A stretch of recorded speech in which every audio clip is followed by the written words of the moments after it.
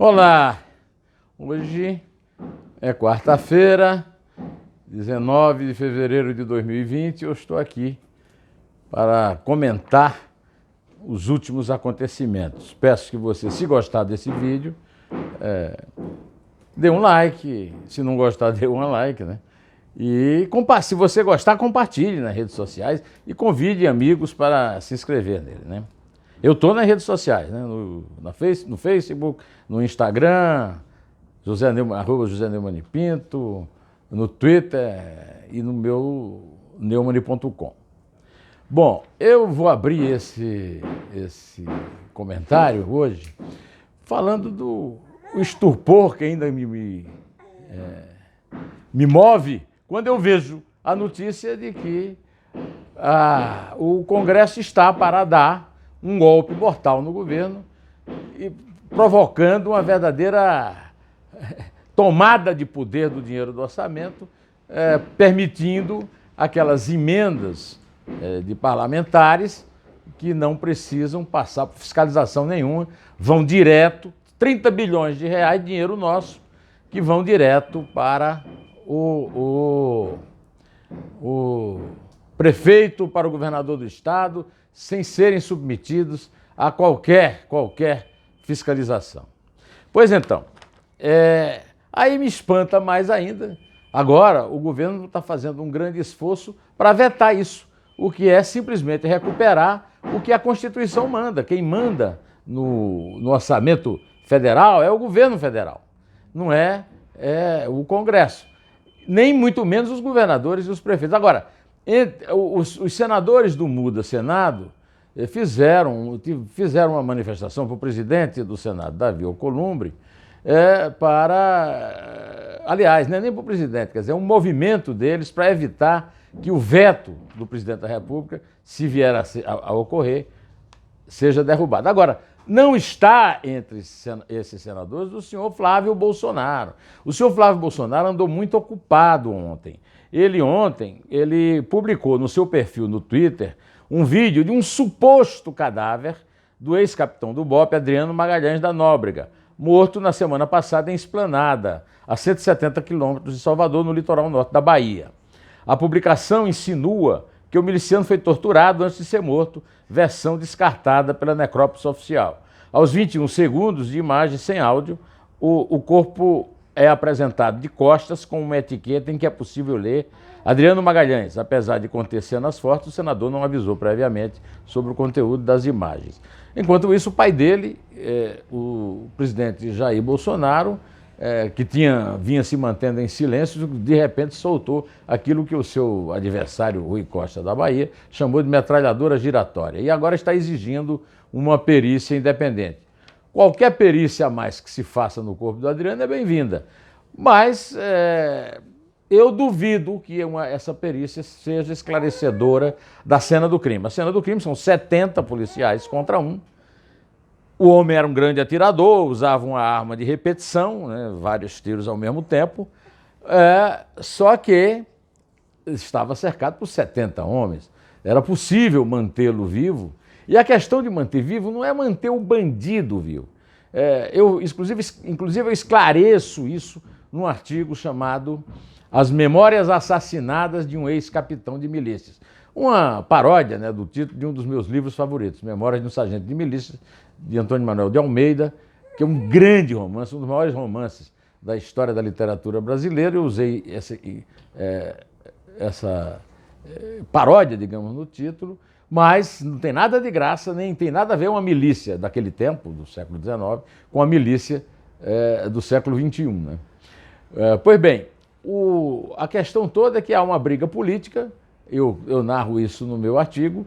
A polícia do PT, que colaborou com a maior parte desses homens, e eu não acho que foi uma covardia os 70 contra 1, eu acho que foi um cálculo, né? Porque o que acontece é o seguinte, eu falo isso no meu artigo. Quando eu me referi a isso aqui no vídeo, recebi um monte de carta de gente dizendo: não, bandido bom é bandido morto. Este é o slogan favorito de uma certa direita radical, que não respeita direitos humanos e a própria dignidade do ser humano e da vida humana. Mas a questão nem é essa. No caso do ex-capitão Adriano, se trata de uma estupidez, porque esse assassinato, essa execução, cala uma testemunha importante. Eu não sei se ele faria delação premiada, eu não sei se ele contaria, mas as memórias dele estariam vivas, enquanto vivo ele estivesse. Na hora que ele foi morto, foi um bandido, foi morto, e muitos outros bandidos, eu não sei infelizmente quantos, todos mais poderosos e todos mais perigosos do que ele, estão sendo mantidos em liberdade. Eu não sei também quando é que vão desvendar quem mandou matar Marielle Franco e Anderson Gomes, quais são as punições que acho que não vão ser tomadas contra aqueles responsáveis pelos prédios da Muzema que desabaram, pouco mais de um ano depois da morte de Marielle, e esse caso muito menos, né? O arquivo que morreu inclusive para falar sobre a cena do crime, porque é que ele reagiu contra 70, essas coisas todas, né? De qualquer maneira, esse caso vai rolar aí até 2022, pode esperar, sem ninguém ser punido, né? Um outro absurdo, eu até me referi ontem no vídeo, ao passeio tranquilo e sossegado que o bandido condenado e mandado prender pelo desembargador Ricardo Vital de Almeida, o ex-governador da Paraíba, Ricardo Coutinho, solto passeando em Brasília. Pois é, nesse passeio que ele foi a Brasília, ele teve uma notícia para ele boa, péssima para nós, contribuintes, que financiamos os 130 milhões que ele é acusado pelo Ministério Público de ter roubado na Paraíba. Ou melhor, ele ficou com 130 milhões. Para que ele recebesse 10%, então foi preciso roubar da saúde e da educação da Paraíba 1 bilhão e 300 milhões. Para minha surpresa, a relatora Laurita Vaz, da 6ª turma do Superior Tribunal de Justiça, votou para que mantivesse solto esse senhor, né? E com ela votaram os ministros Sebastião Reis, Nefi Cordeiro e Antônio Saldanha. Além disso, os outros réus, Cláudia Luciana de Souza Macena Veras, Francisco das Chagas Ferreira, Davi Clemente Monteiro e Márcia de Figueiredo Lucena Lira, também foram mantidos nessa farsa dessas medidas especiais. Tem que usar tornozeleira, não pode se comunicar com outros associados no crime de que são acusados, né?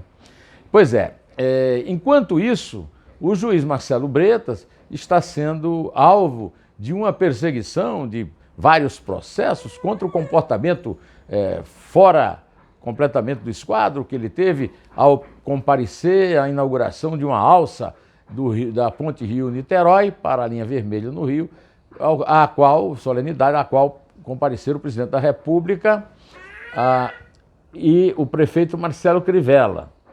Marcelo Bretas é evangélico, deve ter ido lá marcar presença para ser lembrado de que o ministro terrivelmente evangélico que o Bolsonaro quer nomear para o Supremo pode ser ele. É um direito que ele tem. Agora, o que me choca nessas medidas em primeiro lugar, o fato de que o presidente da República foi eleito, foi empossado. O presidente da República não é mais, aliás, não é ainda um candidato à reeleição. O presidente da República é o presidente da República, é a maior autoridade do país. E se o presidente da República convida para uma solenidade, o cidadão vai, se quiser, claro, nós estamos numa democracia, mas é uma honra para esse cidadão comparecer a uma solenidade a qual o presidente da República compareceu. Você pode até dizer, olha, mas o Marcelo Bretas podia evitar esse tipo de coisa faltando essa solenidade. Agora, esses caras que estão representando contra ele é que precisavam ter vergonha na cara de não dizer, por exemplo, que ele lá representava o Poder Judiciário. Pelo amor de Deus. Marcelo Bretas, nem Sérgio Moro representa o Poder Judiciário quando ele vai, agora representa o Ministério da Justiça, mas quando ele ia, quando era juiz, porque o Poder Judiciário é enorme. E, aliás, esses todos que estão julgando, a começar desse corregedor do STJ, Humberto Martins, são, primeiro, personagens, esse aí é personagem de uma eventual delação, aliás, da delação que está sendo feita e que foi homologada, estão querendo derrubar, do Sérgio Cabral. O Dias Toffoli vive em converscotes com o próprio presidente da República, com o presidente da Câmara, numa mistura de poder que é absolutamente, não é ilegal, mas do ponto de vista ético é um absurdo. Agora, ninguém reclama deles, ao contrário, eles estão reclamando do Bretas. Eu, no lugar do Bretas, não teria ido, mas o Bretas é dono da cabeça dele e recebeu um convite do presidente da República, não foi de um candidato. Quer dizer, eu aqui marco aqui o meu protesto diante dessa tentativa de querer punir o Bretas por ter comparecido a uma solenidade com o presidente da República e o prefeito da cidade dele nessa solenidade. E aqui está estourando a hora de eu ir deixar o Arthur na escola, e ele está já reclamando. Vamos lá. Direto ao assunto, em pé e só a verdade.